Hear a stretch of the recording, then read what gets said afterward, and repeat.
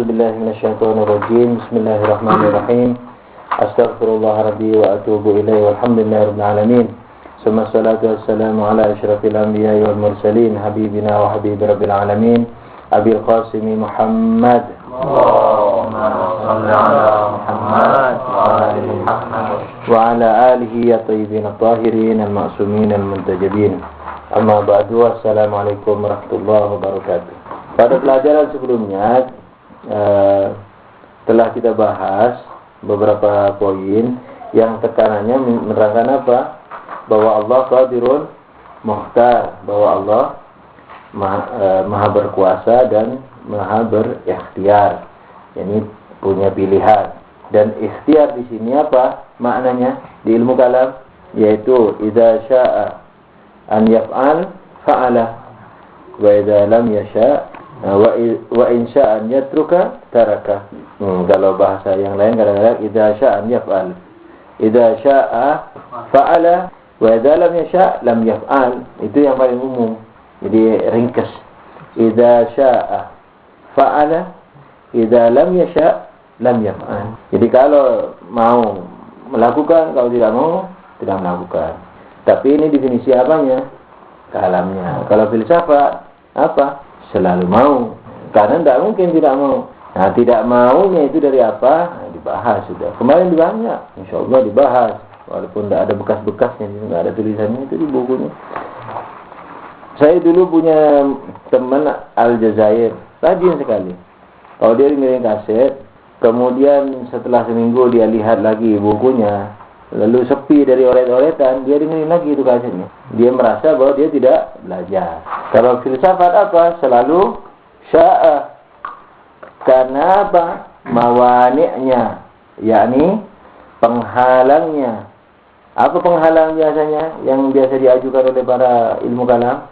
Penghalang perbuatan Tuhan itu apa umumnya? Maslahat. Kan qadir qadir mukhtar kalau mau melakukan, kalau tidak mau tidak melakukan. Nah, ketika ditanya, kenapa melakukan? Karena maslahat. Kenapa tidak melakukan? Karena tidak maslahat. Tapi kalau di filsafat mana bisa ada maslahat, tidak maslahat. Awalan bagi Tuhan selalu maslahat. Selalu dia, karena dia illah tamah, tidak punya kekurangan apapun, tidak punya mabda' kekurangan apapun. Dia sumber kesempurnaan, sumber keberadaan, sumber cahaya dan kemuliaan. Tidak ada pada di Tuhan itu sebab bagi keburukan, maka selalu yang keluar dari dia apa? Kebaikan. Nah, kebaikan ini bisakah dibendung? Tidak bisa, sehingga tidak maslahat umpamanya. Baik tidak maslahat zati atau maslahat arabi. Maslahat zati itu apa? Seperti tadi, Tuhan punya sifat baik, muncullah kebaikan. Tuhan punya sifat buruk, na'udzubillah, muncullah keburukan. Nah, baik buruk yang ada pada zat Tuhan lalu bertajalli keluar, itu namanya apa? Itu namanya zati. Maslahat zati kalau yang baik. Yang buruk, ketidakmaslahatan zati. Tapi mana mungkin Tuhan punya keburukan zati itu? Kan tidak ada. Berarti yang keluar dari zat Allah selalu kebaikan. Itu satu. Ini yang disebut kebaikan atau kemaslahatan zati. Kemaslahatan yang tidak zati, yang aradi, dampaknya keluar. Yani manakala Tuhan melakukan sesuatu keluar dalam diri Tuhan, kan kita sudah buktikan tadi bahwa dalam diri Tuhan tidak ada keburukan, selalu kebaikan, maslahat. Ya. Waalaikumsalam. Ketika keluar, ketika di luarnya perbuatan Tuhan itu maslahat apa tidak? Nah, itu yang disebut maslahat bil arad. Maslahat bil arad. Nah, sekarang adakah maslahat tidak maslahat bil arad? Adakah ketidakmaslahatan bil arad? Nanti dilihat. Kalau pembahasannya itu awal penciptaan, tidak mungkin ada ketidakmaslahatan bil arad. Kenapa? Karena belum ada sesuatu yang bisa mencegah rahmat Tuhan itu. Ciptaan Tuhan, perbuatan Tuhan, nggak ada yang menghalang-halangi siapa pada awal penciptaan. Karena belum ada penciptaan sama sekali. Kalau sekarang ada penciptaan. Tuhan mencipta Ali, yakni Ali Basalwangi. Tuhan mencipta harimau. Sekarang Ali minta sama Tuhan, ya Tuhan, misalnya izinkan saya misalnya pergi ke seberang gunung di situ karena saya lagi mencintai seseorang di sana, dan dalam bait-bait syairku, gunung yang tinggikan ku daki, gitu. Nah, tapi Tuhan tahu di kaki gunung itu ada harimau yang sudah 5 hari nggak makan, dan Tuhan mau ngasih makan ini. Gimana nih Ali dibolehkan nggak pergi ke gunung itu mencari kekasih? Pas kekasihnya kebetulan orang Indian, tidak pernah tetap di satu tempat, mesti harus dicari lagi, pusing. Akhirnya apa? Nah, doanya tidak dikabul sama Tuhan. Tuhan bisa aja membuat harimau itu apa? Tidak melihat Ali, bisa aja. Tapi seringkali Tuhan juga ingin, kalau tidak nocor gitu, kalau tidak terpaksa, selalunya sesuai dengan naturalnya. Kecuali kalau Ali sahibul karamat segala macam, doanya Ali masih umpamanya masih sedang-sedang waktu itu. Jadi Ali dibuat sakit aja sama Tuhan, sakit pilek, tidak jadi pergi. Gunung yang tinggi kan kudaki, tapi pilek tidak akan misalnya demam tidak akan bisa, karena sudah nggak berselera apa-apa. Akhirnya selamat Ali dari dimakan harimau. Nah, tidak ada izin dari Tuhan Ali pergi itu karena memang tidak maslahat. Itu maslahat aradi, maslahat aksidental, tapi bukan awal penciptaan. Di tengah penciptaan bisa aja itu terjadi, tapi kalau di awal penciptaan tidak bisa terjadi. Nah, yang diributkan orang kalam dengan orang filsafat ini di awal penciptaan itu. Yang Ghazali mencak-mencak mengatakan apa, filosof mengatakan Tuhan mesti membuat. Filsafat mengatakan maslahat zati tidak ada. Keburukan zati tidak ada. Seluruh zatinya Tuhan maslahat. Keluar yang namanya tidak maslahat aradi, aksidental juga nggak ada. Kenapa? Karena belum ada penciptaan. Yang mau menghalang-halangi siapa? Belum ada orang awal penciptaan kok. Nah, ketika maslahat zati ada, tidak maslahat zati tidak ada.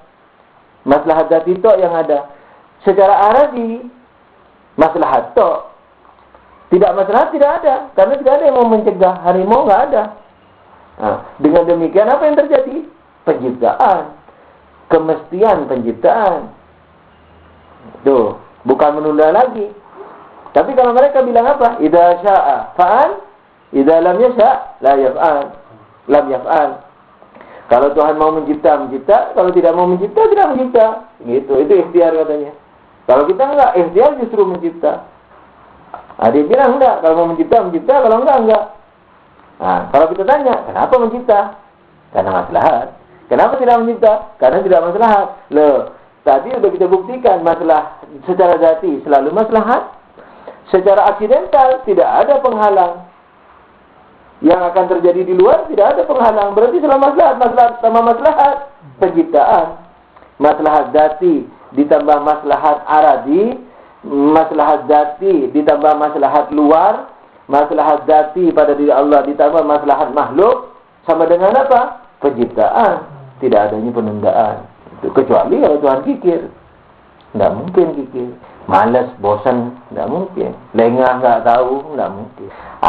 Tapi maslahat aradi bukan di awal penciptaan, di tengah-tengah penciptaan bisa aja terjadi. Bukan karena Tuhan ajis, bukan karena Tuhan tidak mampu, tapi kadang-kadang Tuhan memang ingin membuat manusia mengerti tugasnya. Maka itu tidak sembarang karamat. Anbiya saja yang dikasih karamat itu. Karena apa? Dia bisa memilih penderita. Coba kita bisa melempar gunung. Begitu kena panah satu aja, Imam Husain itu, kalau kita jadi Imam Husain dan punya kekuasaan khariqul adah, mukjizat, karamat yang luar biasa bisa menerbangkan gunung, kita yang dikasih seperti Imam Husain, belum kena panah, baru kena bogem sedikit langsung kita pakai gunung itu. Akhirnya apa?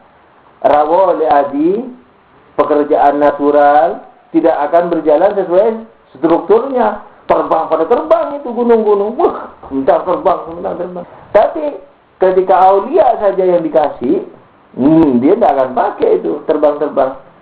Dia memilih mati. Paham tidak? Kenapa kita tidak dikasih karomat itu? Sekalipun kita mukmin, diinjak-injak orang kafir. Kan sudah jelas. Biar kita ini masih ada maksiatnya, minimal mukmin dengan orang kafir beda jauh. Tapi kenapa Tuhan tidak kasih kita karomat? Untuk supaya meniup dia lalu dia mati. Kenapa? Karena Allah ingin supaya rawali adi ini berjalan dengan dengan sempurna, sehingga kita dengan penderitaan itu insaniah kita menjadi sempurna. Tapi aulia dikasih, aulia bisa niup orang bisa mati dengan izin Allah. Kenapa dikasih? Karena dia juga nggak mau niup, kecuali dikasih izin sama Tuhan. Nah, jadi intinya bahwasanya apa? Bahwasanya seperti kemaslahatan aradi, seperti karomat tadi nggak dikasih ke kita, itu bisa aja terjadi. Karena Allah menginginkan hal lain, yaitu sempurnanya insaniah. Sempurnanya dengan penderitaan, dengan cerotehan istri, dengan gangguan teman. Kalau nggak ada teman kita yang suka bohong, nggak ada istri yang suka ganggu suami, tidak ada Yazid yang ganggu imam, tidak sempurna manusia. Tapi Allah tidak menyuruh orang jadi Yazid. Allah tidak menyuruh istri kita jadi buruk. Semua disuruh baik. Tapi ketika buruk itu datang, kita harus menyikapinya dengan sikap yang diajarkan Tuhan. Itu, jangan mengalah. Imam Muslim jangan mengalah. Rasulullah jangan mengalah juga sama istrinya. Nabi Yunus juga, Nabi Yunus? Nabi Nuh tidak boleh juga mengalah. Dia harus tegas dan terus mengajari istrinya, tidak bosan-bosan. Antum juga begitu, yang sudah kawin, yang belum kawin juga begitu. Setiap hari istri kita berakhlak buruk. Jadikan itu medan untuk naiknya kita. Kalau istri solehah, jadikan kita bersyukur sehingga kita naik. Kalau istri kita tidak solehah, jadikan itu medan jihad kita. Bukan kalah, tapi bukan menang ego. Islam yang kita pertahankan. Bagaimana supaya rumah tangga kita tetap dijaga dengan Islam. Argumentasi Islam, ayat, petuah-petuah para guru, yang kita mau praktekkan. Bagaimana mengendalikan anak, misalnya nanti anak, kadang-kadang punya anak 5, yang satu seton betul.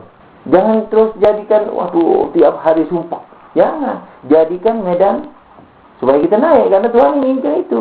Nah, itu yang kemarin baru muncul di Indonesia ini, ilham. Yang Anda bilang di Indonesia, entah ilham ini dari Tuhan atau dari setan. Anda bilang bahwa yang dipentingkan syariat, yang dipentingkan Allah dalam syariatnya itu bukan meniadakan problema, bukan menggerutui problema, tapi menyikapi problema itu dengan benar. Tidak harus hasil penyikapan. Kalau harus berhasil, nabi-nabi banyak gagal. Nabi Nuh gagal karena istrinya begitu. Makanya ada istilah orang kan, keluarganya berantakan jadi ustaz. Ajaran mana dalam Islam yang mengatakan kalau istri atau keluarga berantakan tidak boleh ngajar? Di mana? Berarti Nabi Nuh tidak boleh ngajar, Nabi Muhammad tidak boleh ngajar. Baru ditinggal meninggal, istrinya memimpin perang. Bayangin, puluhan orang mati. Tidak boleh ngajar Rasulullah. Tidak, ku anfusakum wa ahlikum naro itu, jagalah keluargamu bukan dengan diikat, tapi dengan nasihat. Ini menyikapi dengan tegas dan santun dan berulang-ulang. Nah, kembali kepada kemaslahatan seperti di tengah penciptaan ini, seperti contohnya tadi Ali yang mau nyari calon istrinya orang Daya itu, kemudian atau karomat yang dikasihkan ke kita. Nah, itu karena maslahatnya kita para wali odi syahid menderita gitu, bukan dikasih keleluasaan terus. Yang dapat keleluasaan bersyukur ya, ini bukan alhamdulillah toh. Nah, maslahat itu ya yang baik untuk kita, sudah itu secara umum. Apa yang baik untuk kita? Kita apa? Badan, Ali, atau insaniahnya? Insaniahnya. Mungkin badannya luka seperti jihad, tapi insaniahnya sempurna. Mungkin perasaannya sedih kalau istrinya tidak bagus, temannya tidak bagus, teman sekamarnya tidak bagus, tapi insaniahnya mulia. Karena dia selalu menyikapi keadaannya dengan sikap Islam. Tidak mengalah sama setan, tapi juga tidak emosional. Tampar sana, tampar sini. Tidak Islami, pokoknya Islam. Berarti sulit juga dong memahaminya. Enggak. Dengan baik untuk insaninya, kita harus tahu insanianya dulu. Itu dia, makanya insaniah itu nanti akan diajari melalui apa? Pelajaran-pelajaran kita ini. Pelajaran antum di kelas itu. Jadi jangan dikira misalnya bahsul rijal, seperti pembahasan rijal, nahu, tidak ada hubungannya dengan insaniah. Semua itu ada. Cuman yang satu alat, yang satu juga alat tapi lebih dekat. Kalau hadis, dia lebih dekat lagi kepada tujuan sebenarnya. Nah, makanya kita belajar ini supaya tahu syariat. Karena syariat itu dibuat Tuhan untuk kemaslahatan insaniah kita. Memang sulit mengetahuinya. Maka itu harus bijaksana. Berarti masalah kita beda-beda setiap orang berarti. Tergantung pengetahuannya terhadap agama. Enggak beda-beda. Tetap insaniahnya.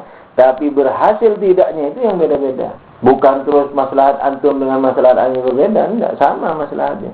Tapi dalam antum menyikapi masalah problema antum, ana menyikapi problema ana, antum menyikapi nikmat yang antum punya, ana menyikapi nikmat yang ana punya, tergantung kepada ilmu masing-masing, tergantung kepada ketakwaan masing-masing, bukan hanya ilmu, takwa juga. Makanya ada yang gagal. Kenapa yang gagal? Kenapa gagal? Karena tidak punya ilmu. Kenapa gagal? Banyak ilmu tidak mau ngamalin, lengah. Kalau belajar tidak rajin, hafal waktu mau ujian tok. Ketika di kamar mandi, pulang ke Indonesia, piknik, nonton TV, lupa belajarnya. Tidak boleh. Itu harus diingat. Nah, itu semua nanti akan menyelamatkan kita. Di ilmu kita.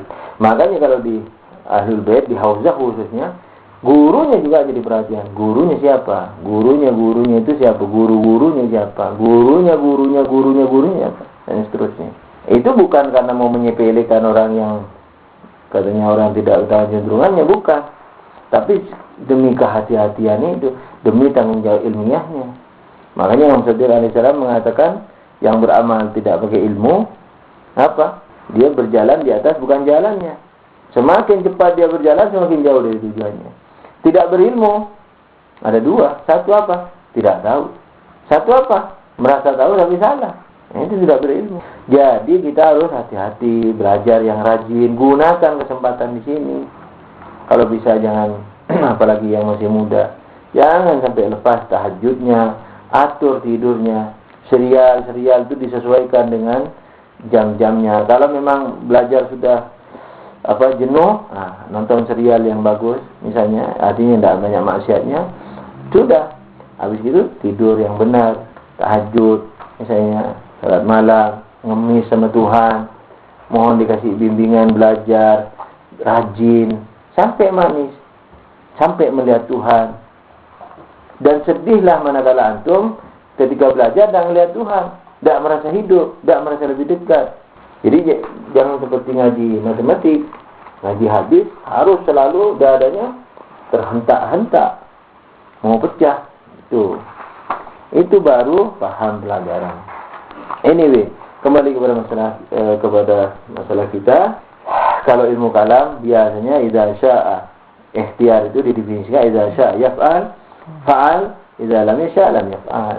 Nah, ini kalau di filsafat justru ini ijbar. Yang begini ini justru determinis, yang begini ini justru terpaksa. Gitu. Jadi kalau di filsafat apa? Fa'al tok sudah. Tidak ada kalau ingin membuat, kalau tidak ingin tidak membuat. Nah, ini membuat saja. Yaf'alu. Allah wa fa'al. Justru itu ikhtiar. Kenapa?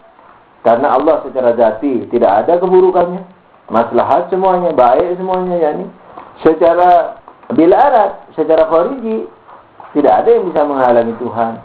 Ini awal penciptaan ya. Karena belum ada penciptaan. Sekalipun ada penciptaan juga tidak bisa menghalangi Tuhan, tapi karena Tuhan punya maslahat lain yang aradi ini, yang seperti sudah dijelasin tadi, seperti kita hidup rawali adi tabi'i, tidak terbang sana, tidak terbang sini, itu diterima maslahat seperti itu. Tapi yang umum pemakaian idza syaa fa'al, idza lam yasha' lam yaf'al itu di awal penciptaan. Nah, di awal penciptaan Allah wa syaa wa fa'al. Tidak ada lam yasha' lam yaf'al, tidak ada. Justru kalau Tuhan ingin mencipta, kalau tidak ingin mencipta, tidak mencipta, justru ini yang terpaksa kalau di filsafat. Kenapa? Karena nanti kalau ditanya begini, kenapa fa'al? Karena maslahat. Kenapa tidak yaf'al? Karena tidak maslahat. Berarti dipaksa sama maslahat. Tuhan dideterminis, ditekan, diintervensi siapa yang namanya maslahat. Ya Tuhan, kata maslahat ini ya, jangan mencipta, tidak maslahat. Tuhan tidak mencipta. Ya Tuhan, maslahat, cipta, mencipta. Jadi ketika Tuhan mau mencipta, tidak mau mencipta, tidak mencipta, dan itu berdasarkan kepada maslahat, berarti maslahat ini lebih kuat dari Tuhan. Justru ini yang namanya tidak ikhtiar kalau di filsafat. Ini kalau berdasarkan maslahat, berarti itu kan berasal dari ilmunya. Sedangkan ilmunya sendiri itu dari zatnya dia. Bagaimana mungkin misalnya dia ijbar kalau begitu? Dia dipaksa dari ilmunya sendiri dong. Iya. Nah, kalau dari sisi maslahat masih mendingan. Kan gini toh. Ilmu itu ada dua. Ilmu Tuhan ada dua. Kalau di sini kayaknya satu. Dan kan ini di bait pertama nih. Halaman berapa ini? Halaman 39. Kalau nggak salah Al-Qudrah. Kan al-ula annahu ta'ala qadirun mukhtar. Kenapa? Lianna al-alama muhdatsun. Liannahu jismun. Wa kullu jismin la yanfaku anil hawadis. Anil haraka wa sukun. Wa ma hamsan istita'i ma masbuki bil ghaib. Wa ma la yanfaku anil hawadis. Wa muhdatsun bidarura fayakunul ma'asiru fihi wa Allah ta'ala qadirun mukhtaran. Liannahu. Nah. Lau kana mujaban lam yatakhallaf atharuhu anhu bidarura. Fayalzamu min dzalika imma aqidamun ala. Tidak salah. Pelajaran yang berikutnya yang Anda sudah siapin itu yang ada di otak. Ini nih, halaman 48. Qala tsaniyah. Qala as-saniyatu annahu ta'ala alimun. Kan sifat ilim kan? Annahu ta'ala alimun li'annahu fa'ala al-af'al muhkama al-mutqana. Wa kullu man fa'ala dzalika fa huwa alimun bid-darurah. Kurang lebih terjemahnya dalil yang kedua. Yang kedua adalah ilmu toh. Kenapa ya Allah berilmu? Karena Allah itu melakukan perbuatan-perbuatan yang berstruktur kuat. Yani sistem alamnya ini keteraturannya luar biasa dan mutqana dan kuat, kokoh. Wa kullu man fa'ala dzalika dan barang siapa dan semua yang dan siapa saja yang melakukan seperti itu bahwa alimun bidarur, maka sudah pasti tahu. Kalau nggak tahu pasti jendelanya di sebelah atas, gendengnya di sebelah samping. Tapi ketika jendela di samping, genteng di atas, kok jendela di samping? Betul tadi jendela di samping. Misalnya orang buat rumah, pintunya di atas, gentengnya di samping. Kan berarti pada kacir itu.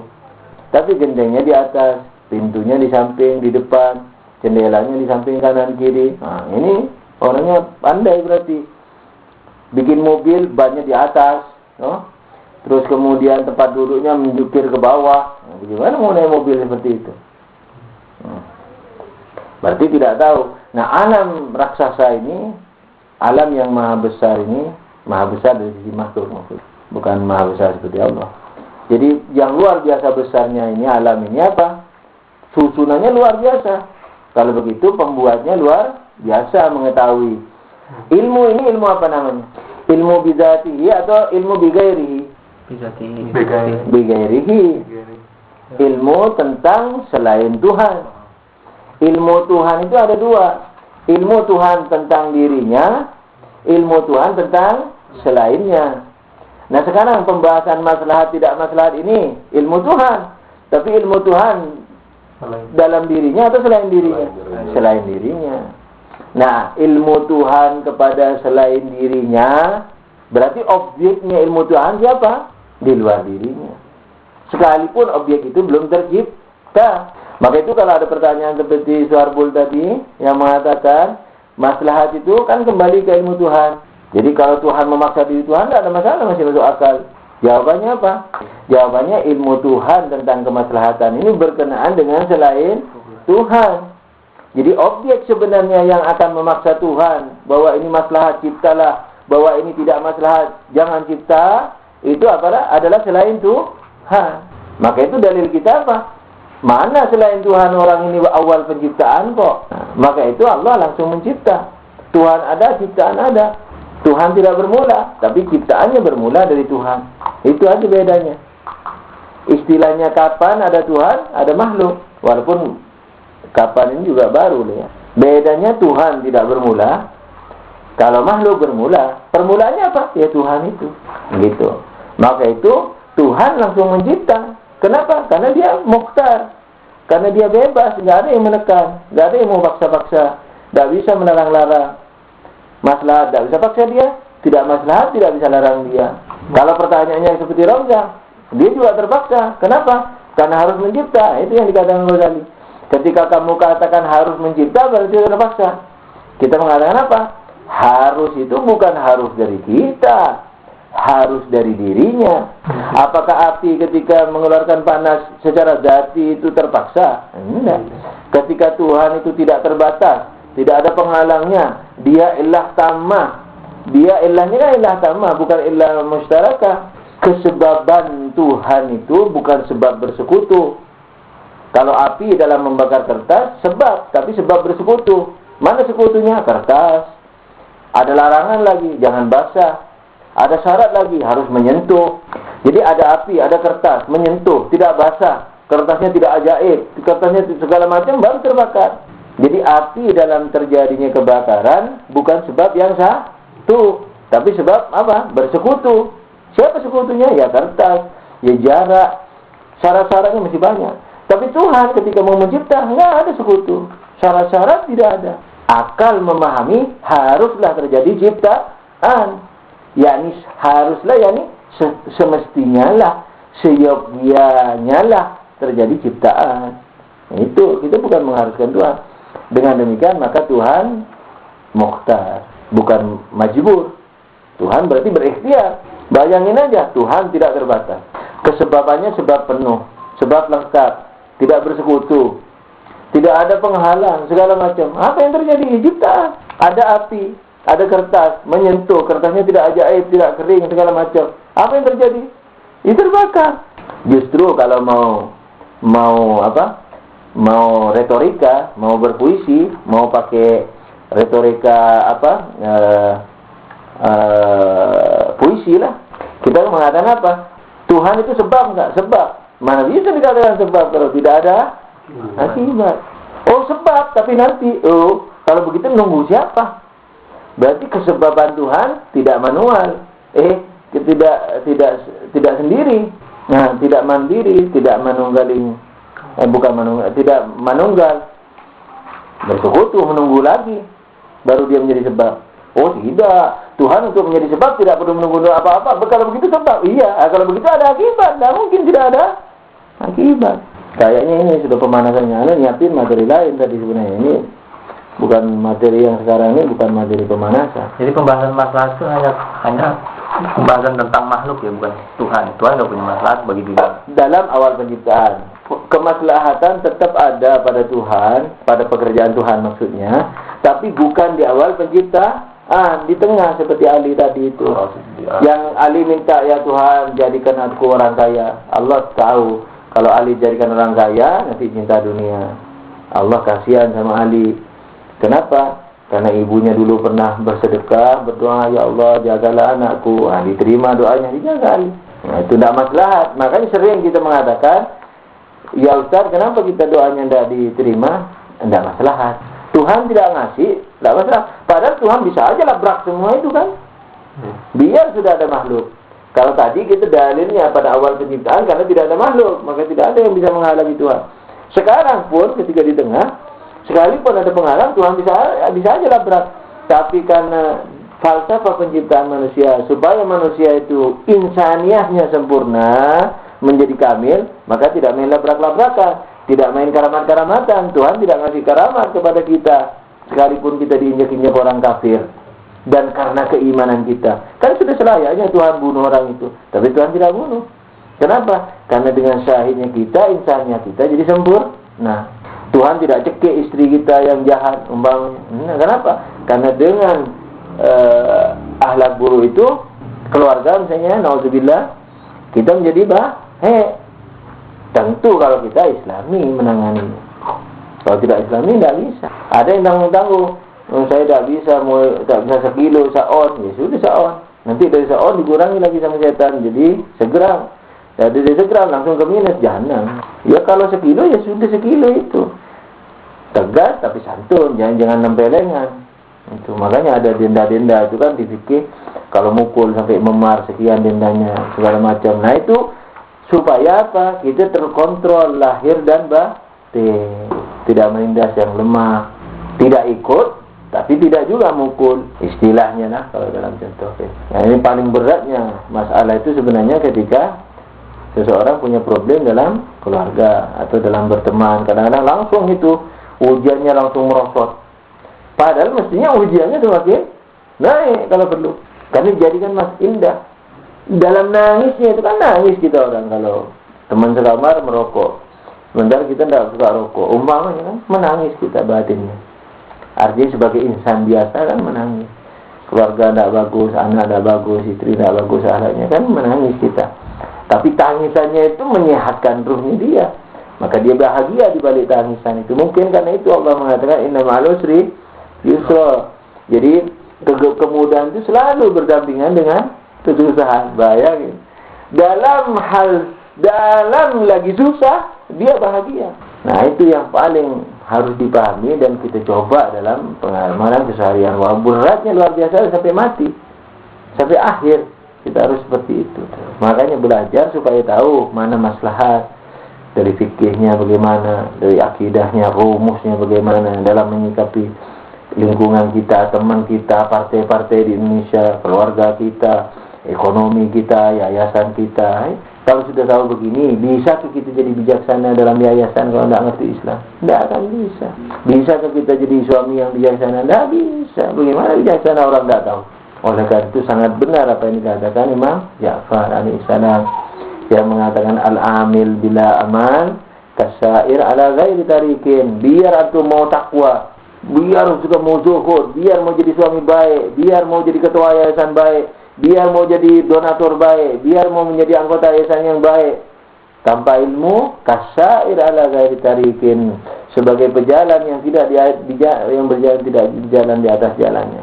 Fala yaziduhu sur'atan sayr illa bu'da, maka tidak akan menambah cepatnya jalan dia kecuali dari jauhnya pada tujuannya. Kurang apa? Yayasan, dermawan, jihad sampai digebuki orang di kampung. Di akhirat masuk neraka. Tidak pakai ilmu, merasa berjihad padahal menghancurkan ahlul bait umpamanya. Nah, kalau sudah begini ngeri kita. Makanya belajar yang rajin. Usahakan mumpung antum anak anggap muda karena antum baru datang. Salahnya datang setelah agak berumur. Tidak salah lah. Tapi itu kodoknya harus begitu, harus rajin. Salat malam jangan lupa kalau bisa. Kalau tidak bisa dibisain. Seminggu sekali, seminggu 2 kali. Itu bagaimana guncangan emosi tidak mengganggu kestabilan akal pada saat padahal kita tahu bahwa itu adalah satu ruh adanya. Itu gimana cara? Yang satu kita bangun argumentasinya. Makanya belajar filsafat itu sangat penting. Yang kedua, kita tahu posisinya. Yang ketiga, kita bisa menjalankannya. Contoh dalam case ini, dalam pertanyaan ini, ruh kita mengatur apa? Putaran atom-atom badan, detak jantung, itu semua ruh. Apalagi yang dilakukan ruh terhadap badan kita? Pertumbuhan. Apalagi perasaan, emosi, sedih. Apalagi akal. Ya, ini berpikir. Nah, antum sedih tidak apa-apa menangis, tapi akal antum bahagia. Kenapa? Karena dalam hal menghadapi problema keluarga, antum menggunakan akal antum, menggunakan syariat antum, menggunakan petua-petua guru antum yang argumentatif, yang diambil dari gurunya sampai ke Quran, sampai ke Nabi, sampai ke Imam Zaman. Nah, itu antum kebahagiaannya di situ. Jadi menangis tapi senang. Makanya tidak bingung ketika kita melihat Hazrat Zainab mengatakan lagi banjir darah, bayangin. Kepalanya Imam Husain di depan matanya. Ditanya, bagaimana yang kau lihat ini ya Zainab? Diejek kan? Hazrat Zainab alaihissalam mengatakan apa? Ma ra'aitu illa jamila. Tidak kulihat apapun kecuali yang indah. Padahal matanya bengkak, bibirnya kering, gemetaran. Kalau bukan Zainab mungkin sudah mati pingsan. Melihat Imam Husain dihajar seperti itu, dipancung seperti itu, anak-anaknya ngelihat bapaknya seperti itu. Wah, perempuan lagi. Mati sudah. Kan gitu tau, dari syiddahnya kesedihan perasaan. Tapi akal mengatakan apa? Kamu di jalan Allah. Indahnya perjalanan kamu. Indahnya banjir darah itu. Indahnya deritamu ini. Indahnya kepala Imam Husain itu. Nah, itu. Jamaknya itu di situ. Ini kebahagiaan akal. Kebahagiaan akal ini bukan seperti lezatnya orang makan ayam, lezatnya orang kumpul sama istrinya, orang ketawa-ketawa melihat pelawak. Itu kan juga bahagia. Guru-guru bahagia, tapi kebahagiaan perasaan. Tapi kalau kebahagiaan akal, manakala apa? Argumentatif, mengamalkan argumentatif, yang argumentatif dan seterusnya. Itu bahagia, walaupun menderita. Di situ antum akan merasakan keluar biasaan. Jadi antum layak jadi manusia. Layak antum disebut alam yang kecil. Manusia itu kan alam yang miniatur. Manusia itu miniatur alam semesta. Apa yang ada dalam semesta? Setan. Apalagi ulat. Apalagi ular. Apalagi harimau. Apalagi anbiya. Apalagi para imam. Apalagi para wali. Jadi ada wali, ada setan, ada nabi, ada orang mukmin, ada harimau, ada ular. Nah, dalam diri antum itu harus ada semua itu. Bukan dari sisi negatifnya ya, bukan dari sisi akhlaknya. Tapi ada kesedihan, ada derita, ada segala macam, ada kebahagiaan, ada nabi. Siapa nabinya? Akal. Jadi makanya waktu kemarin tuh Nabi bilang bukan bagaimana menghilangkan derita, tapi menyikapi derita. Dicek deritanya ini benar nggak? Deritaku ini berpahala nggak? Jangan sampai aku menderita di dunia, lebih menderita di akhirat. Penderitaanku ini karena kesalahan atau karena kebenaran? Kalau karena kesalahan, mestilah aku berubah. Teman-teman kok pada lari? Dicek. Aku kan menderita, dicek. Oh ternyata salah, ya diperbaiki. Oh ternyata benar, tetaplah tabah. Biar sendirian. Istriku ini kok kurang ajar, umpamanya. Anakku kok nakal. Oh karena kesalahanku, berubah. Oh karena kebenaranku, pertahankan. Santun. Kalau Anda cukup sampai sini, duduk, minum teh, insyaallah, yang buru-buru. Dan jangan lupa kalau antum mau, tapi kita ini sampai akhir halal-halalan kalau mau. Anda kemarin di yayasan gitu, ayo kita keroyok setan. Bagaimana caranya Ustaz? Kita halal-halalan. Jadi kalau kita ada yang salah, langsung otomatis kita maafin. Sekalipun dalam peradaban, antum bagus meminta maaf ke teman, saya juga minta maaf ke antum juga minta maaf. Tapi seandainya tidak minta pun kita halalan. Itu cara ngeroyok setan. Kenapa? Karena setan ingin membuktikan ke Tuhan supaya kita masuk neraka. Jadi teman kita sekalipun jahat, kalau masuk ke neraka, itu setan merasa menang. Nah, supaya kita ini lebih kuat, nah, kita keroyok setan. Salah satu caranya apa? Halal-halalan. Bagaimana kita mau tak halal-halalan sampai hari kiamat? Iya, setuju. Enggak? Yang baru kalau saya dicuri, uang saya masih tentang halal. Nah, ya bukan maksud itu dong. Ya itu tuntutan tetap. Nah bukan itu maksudnya. Makanya selalu anak kemarin di yayasan, anak bilang jangan dijadikan kesempatan. Ya insania itu maksudnya ketika ada buku sama saya. Harus dage. Maksudnya keselio akhlak, keselio yang tidak sengaja, yang kita sadar segala macamnya. Itu bukan sengaja mencuri, bukan sengaja membunuh, bukan sengaja itu. Yang keselio apa yang merupakan hak, tapi hak dari masing-masing teman. Alhamdulillahirabbil alamin. Allahumma shalli ala Muhammadin wa alihi thahirin. Shallu ala nabi. Allahumma shalli ala Muhammad wa ali Muhammad. Allahumma shalli ala Muhammad wa ali Muhammad. Allahumma shalli ala Muhammad wa ali Muhammad. Ajil farajah.